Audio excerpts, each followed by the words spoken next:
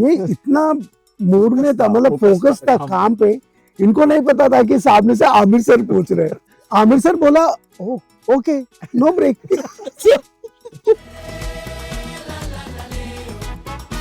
Hi everyone, this is Naveen Shetty, and today we're having a sort of a round table on behalf of Nibsires, and we took this opportunity today with a very special film for us, very close to us, Sitare Zameen Pe. So we have with us Srinivas Reddy, who is the cinematographer with us, and we are so happy to welcome him over here and discussing about how the whole process went along. And along with that, we have my main crew members, Zahir, who has been part of my collaboration, and he's other colorist, and of course not to forget Dinesh, who has been a backbone for us, the small detailing part of it, which we'll be talking about in details. And we have with us Pradeep, who's the line producer for this, and he played a very important role, which over the discussion we will come to know that how important it is to have a team who smoothly delivers things, and the challenges what we faced during the whole process. We'll discuss about those things, and I feel that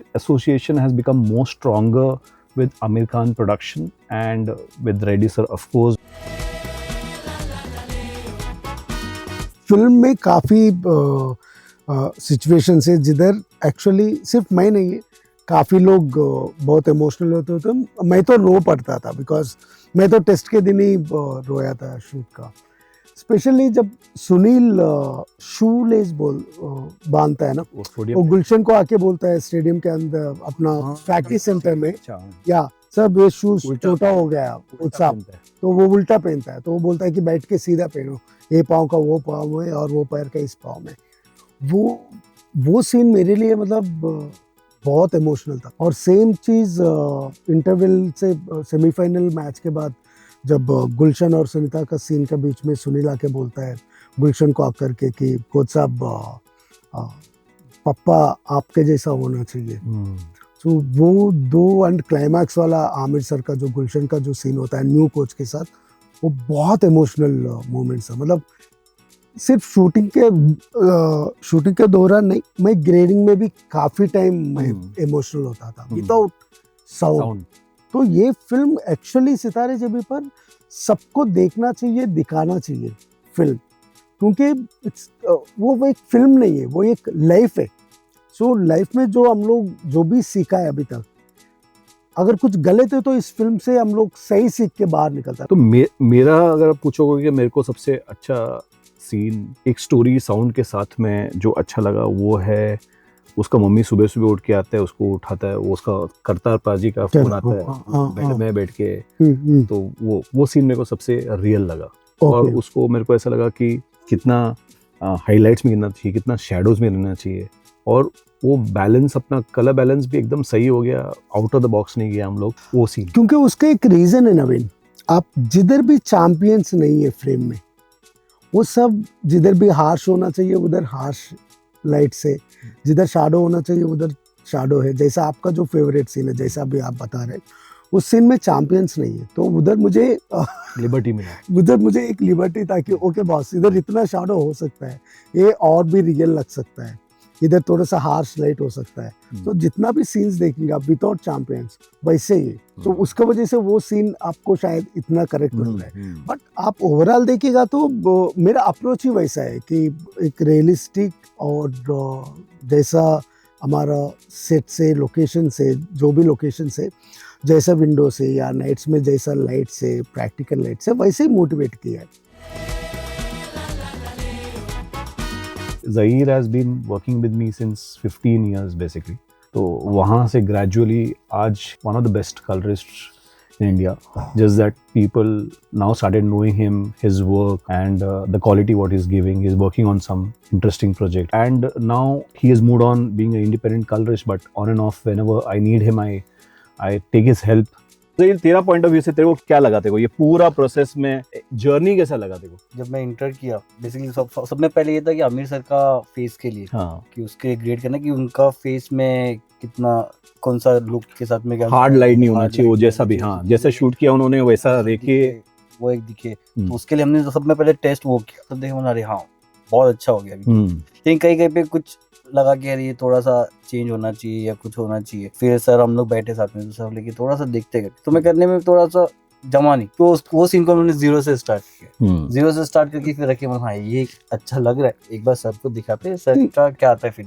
but test shoot का lighting एक अलग है, because हम लोग बच्चों को test करने के लिए टेस्ट शूट था, एंड उसके अंदर जो भी हम लोग लुक एंड फील सेट किया था, प्रसन्ना सर को बहुत पसंद आया था, और हम सबको, सब लोग मिलके हम लोग एक कॉल लिया था। बट उसके बाद काफ़ी चीज़ें चेंज हुआ आफ्टर शूट, बिकॉज ऑब्वियसली मतलब हम लोग वो टेस्ट शूट एक 2 मिनट का है, बट पूरा बाकी 2.5 घंटे का फिल्म है। कई बार ऐसा होता था, क्योंकि मैं भी शूट में हूँ, आप लोग एक तरफ से, हम लोग जहीर और दिनेश बैलेंस करना स्टार्ट किया, एंड जहीर के साथ मेरा एक्सपीरियंस प्रीवियसली बहुत अच्छा रहा, बिकॉज मेरा प्रीवियस दोनों फिल्म आप सुपरवाइज किया, बट जहीर के साथ ग्रेड किया था। Me and my directors was very happy, and वो दोनों फिल्म काफ़ी अप्रिसिएशन मिला सिनेमाटोग्राफी के लिए।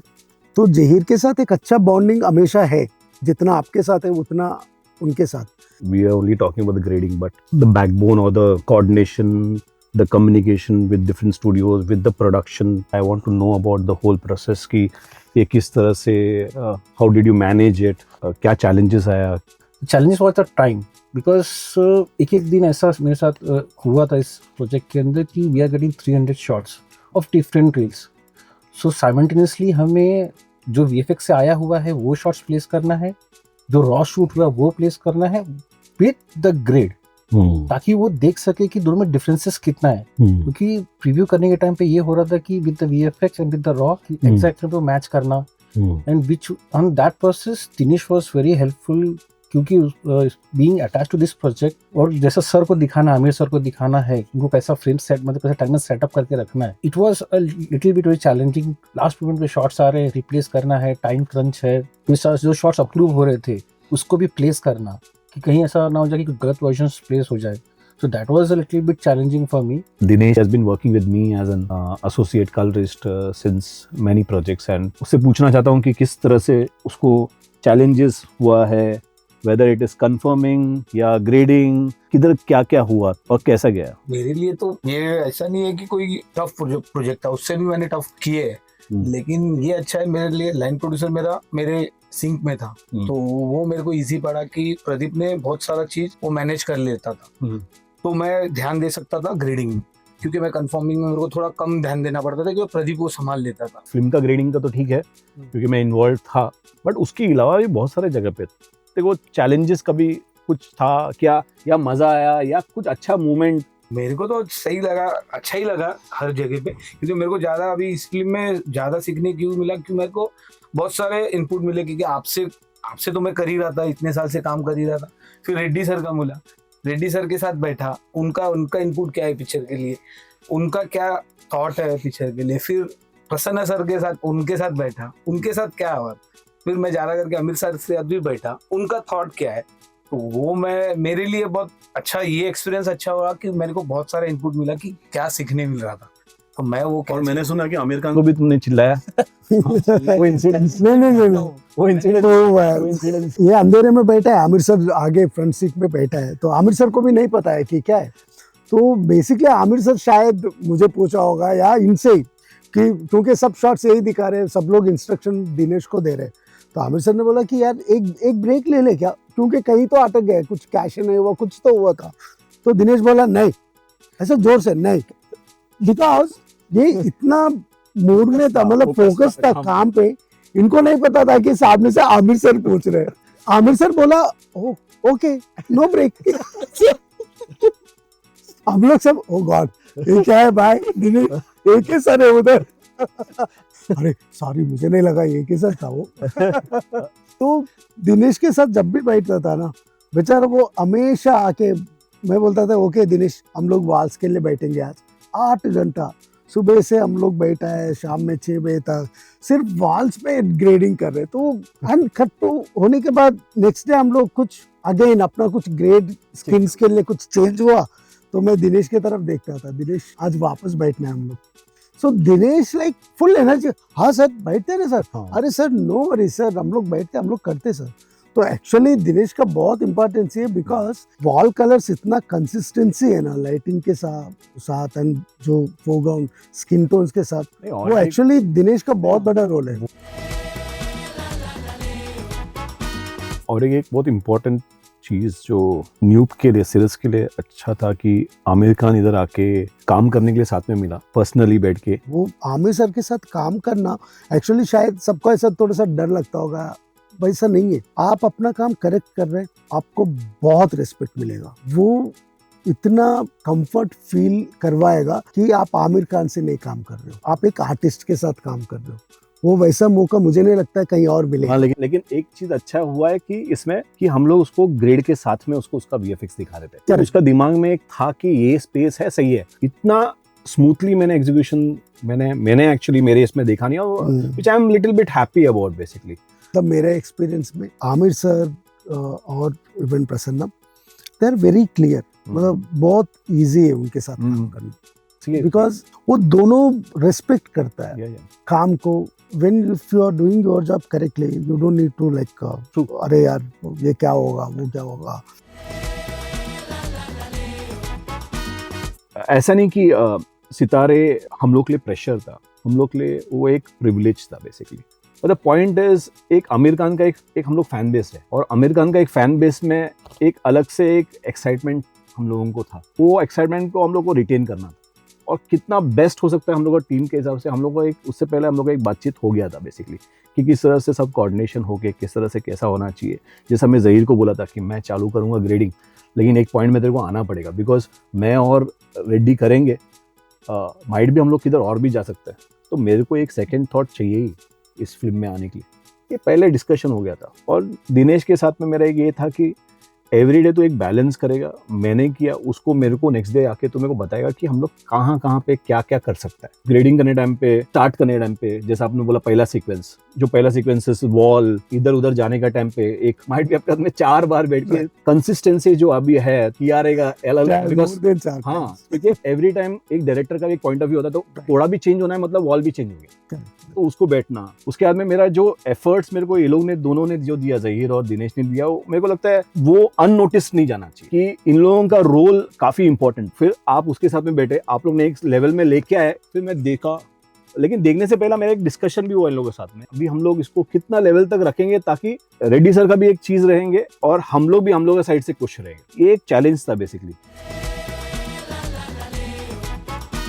नूब सीरीज और मेरा रिलेशन ऐसा है कि हम लोग एक फैमिली जैसा है, मतलब मेरा दिल की बात बता रहा हूँ। फैमिली में इसके लिए बोलता हूँ, मुझे आपके साथ सेशन हो गया, मेरा एनर्जी है, मुझे 3 घंटा चाहिए, मैं ज़हीर के साथ बैठ रहा हूँ, मैं दिनेश के साथ बैठ रहा हूँ, मैं प्रदीप को कोई भी टाइम पे कॉल करके बोल रहा हूँ कि बॉस मुझे कल मेरा ये टाइम फ्री है, बिकॉज ऑब्वियसली मेरा भी कुछ और काम है या मेरा लाइफ भी है, बहुत कुछ है in between.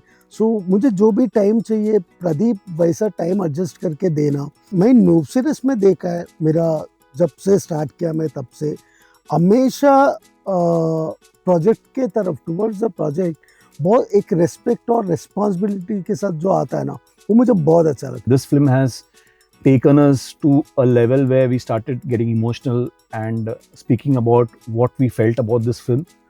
At the same time, we also expressed our feelings about how this process of working with Reddy sir and with Noob Series team, and how did we execute it beautifully.